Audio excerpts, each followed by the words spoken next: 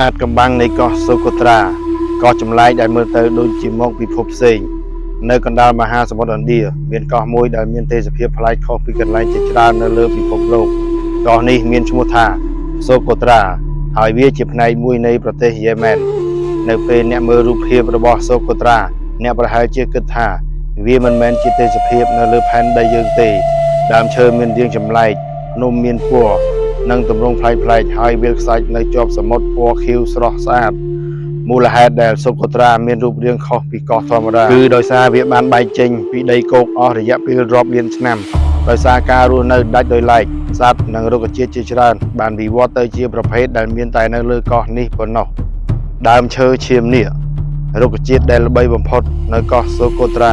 គឺ Dragon Blood Tree ឬដើមឈើឈាមនេះវាមានមែករាលដាលជារូបរាងដូចឆ័ត្រធំមួយប្រសិនបើមើលពីចម្ងាយវាហាក់ដូចជាដើមឈើក្នុងរឿងប្រឌិត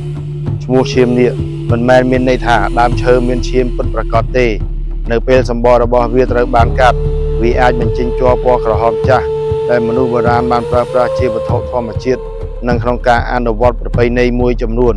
ដើមឈើនេះក៏មានតួនាទីសំខាន់ក្នុងការរស់រានមានជីវិតនៅក្នុងបរិស្ថានស្ងួតរបស់សូកូត្រាមែកដែលមានរូបរាងដូចឆ័ត្រជួយឲ្យវាប្រមូលនិងគ្រប់គ្រងទឹកដែលមានតិចតួចហេតុអ្វីបានជារុក្ខជាតិមានរូបរាងចម្លែកមូលហេតុសំខាន់មួយគឺការវិវត្តដោយឯករាជ្យនៅពេលកោះមួយនៅដាច់ឆ្ងាយពីតំបន់ផ្សេងសត្វនិងរុក្ខជាតិនៅទីនោះមានលក្ខខណ្ឌបរិស្ថានខុសពីកន្លែងដទៃពួកវាត្រូវបានសម្របខ្លួនទៅនឹងអាកាសធាតុលៀងខ្យល់និងប្រភពអាហារដែលមានកំណត់អស់រយៈពេលរាប់លានឆ្នាំការសម្របខ្លួននេះបានធ្វើឲ្យកើតមានប្រភេទរុក្ខជាតិដែលមានលក្ខណៈពិសេស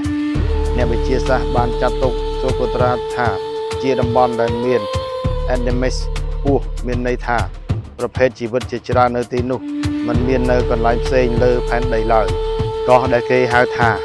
Galapagos នៃមហាសមុទ្រឥណ្ឌាដោយសារជីវៈចម្រុះដ៏ពិសេសសូកូត្រាត្រូវបានមនុស្សមួយចំនួនប្រៀបធៀបទៅនឹងកោះ Galapagos វាមិនមែនមានន័យថាកោះទាំងពីរដូចគ្នាទាំងស្រុងនោះទេប៉ុន្តែវាបង្ហាញពីភាពសំខាន់របស់សូកូត្រាសម្រាប់ការសិក្សាអំពីការវិវត្តនៃជីវិតនៅទីនេះអ្នកអាចរកឃើញរុក្ខជាតិដែលមើលទៅដូចជារុក្ខជាតិពីសម័យបុរាណនិងសត្វដែលមានលក្ខណៈពិសេសជីវិតនៅលើកោះទោះបីសូកូត្រាមានបរិស្ថានស្ងួតនិងតំបន់ភ្នំជាច្រើនក៏ដោយក៏មានមនុស្សរស់នៅលើកោះនេះអស់រយៈពេលយូរមកហើយប្រជាជនក្នុងតំបន់មានវប្បធម៌ភាសានិងទំនៀមទម្លាប់ផ្ទាល់ខ្លួនជីវិតរបស់ពួកគេពឹងផ្អែកយ៉ាងខ្លាំងលើធម្មជាតិពួកគេចិញ្ចឹមសត្វធ្វើកសិកម្មនៅតំបន់ដែលសមស្របនេសាទនិងប្រើប្រាស់រុក្ខជាតិមួយចំនួនសម្រាប់ជីវភាពប្រចាំថ្ងៃរូងភ្នំនិងភ្នំសូកូត្រាក៏មានរូងភ្នំធម្មជាតិជាច្រើនរូងភ្នំមួយចំនួនមានទំហំធំនិងជ្រៅហើយអាចមានទឹកនៅខាងក្នុងភ្នំនិងជ្រលងជាច្រើនធ្វើឲ្យការធ្វើដំណើរនៅតំបន់ខ្លះពិបាកនេះជាមូលហេតុមួយដែលធ្វើឲ្យផ្នែកខ្លះនៃកោះនៅតែមានលក្ខណៈធម្មជាតិខ្ពស់ឆ្នេរសមុទ្រដ៏ស្រស់ស្អាតបើចាក់ចេញពីតំបន់ភ្នំយើងនឹងឃើញឆ្នេរខ្សាច់សនិងទឹកសមុទ្រពណ៌ខៀវថ្លាតំបន់សមុទ្រជុំវិញសូកូត្រា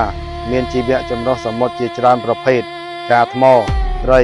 និងសត្វសមុទ្រផ្សេងៗបានបង្កើតប្រព័ន្ធអេកូឡូស៊ីដ៏សំខាន់មួយតើសូកូត្រាមានអាចកំបាំងអ្វី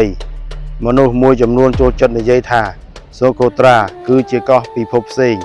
ប៉ុន្តែការពិតមិនចាំបាច់មានអាចកំបាំងអបិយជំនឿនោះទេភាពអស្ចារ្យរបស់សូកូត្រាអាចពន្យល់បានតាមវិទ្យាសាស្ត្រកោះនេះមានប្រវត្តិភូមិសាស្ត្រដាច់ដោយឡែកអាកាសធាតុពិសេសនិងការវិវត្តរបស់សត្វនិងរុក្ខជាតិអស់រយៈពេលរាប់លានឆ្នាំប៉ុន្តែសម្រាប់មនុស្សដែលបានមើលឃើញវាផ្ទាល់ទេសភាពដ៏ចម្លែកនេះពិតជាធ្វើឲ្យមានអារម្មណ៍ដូចជាកំពុងដើរលើភពផ្សេងការគំរាមកំហែងភាពឯការបស់សូកូត្រាបានជួយការពារជីវៈចម្រុះរបស់វាអស់រយៈពេលយ៉ាងយូរប៉ុន្តែសពថ្ងៃកោះនេះប្រឈមមុខនឹងបញ្ហាដូចជាការប្រែប្រួលអាកាសធាតុការអភិវឌ្ឍការបាត់បង់ទីជម្រកនិងការផ្លាស់ប្ដូររបស់រស់នៅដោយសារប្រភេទរុក្ខជាតិជាច្រើនមានតែនៅសូកូត្រាប្រសិនបើវាបាត់បង់វាអាចមានន័យថាប្រភេទនោះបាត់ពីផែនដីទាំងមូលនេះហើយជាមូលហេតុដែលសូកូត្រាត្រូវបានចាត់ទុកថាជាតំបន់ធម្មជាតិដែលមានតម្លៃយ៉ាងខ្លាំងសម្រាប់មនុស្សជាតិសូកូត្រាគឺជាឧទាហរណ៍ដ៏អស្ចារ្យមួយដែលបង្ហាញថា ផែនដីរបស់យើងនៅតែមានកន្លែងដែលធម្មជាតិអាចបង្កើតទេសភាពដ៏អស្ចារ្យនិងជីវិតដែលមិនធ្លាប់មាននៅកន្លែងផ្សេងដើមឈើឈាមនាគភ្នំរូងភ្នំឆ្នេរសមុទ្រនិងសត្វរុក្ខជាតិដ៏កម្របានធ្វើឲ្យសូកូត្រាក្លាយជាកោះមួយក្នុងចំណោមកោះដែលគួរឲ្យចាប់អារម្មណ៍បំផុតនៅលើពិភពលោកហើយប្រហែលជាអាចកំបាំងដ៏ធំបំផុតរបស់សូកូត្រាមិនមែនជារឿងព្រេងអំពីសត្វចម្លែកឬអំណាចអាចកំបាំងទេអាចកំបាំងពិតប្រាកដគឺរបៀបដែលជីវិតអាចវិវត្តនិងរស់រានមានជីវិតអស់រាប់លានឆ្នាំនៅលើកោះដ៏ឯកាមួយកណ្ដាលមហាសមុទ្រសូកូត្រាមិនមែនជាកោះពិភពផ្សេងទេប៉ុន្តែវាធ្វើឲ្យយើងដឹងថាភពផែនដីរបស់យើងផ្ទាល់ក៏អាចមានភាពអស្ចារ្យដូចភពក្នុងរឿងប្រឌិតដែរ